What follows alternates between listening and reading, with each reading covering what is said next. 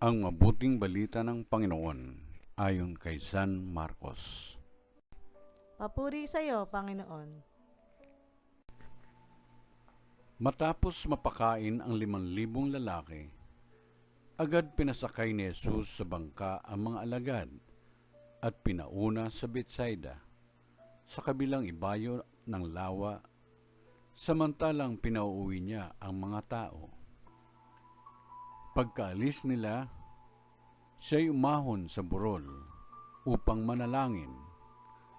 Sumapit ang gabi. Nasa laot na noon ang bangka, samantalang si Jesus ay nag-iisa sa katihan.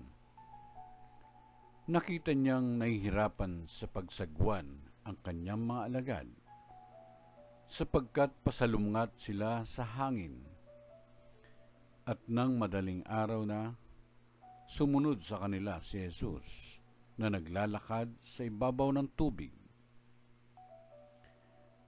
Lalampasan niya sana sila, ngunit nakita ng mga alagad na siya'y lumalakad sa ibabaw ng tubig, kaya't napasigaw sila. Ang akala nila'y multo at kinilabutan silang lahat.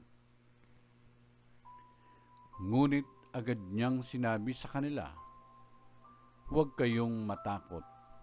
Si Jesus ito. Lakasan ninyo ang inyong loob." Sumakay siya sa bangka at tumigil ang hangin.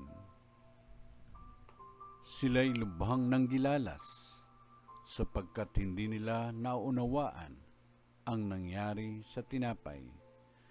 Hindi pa ito abot ng kanilang isip.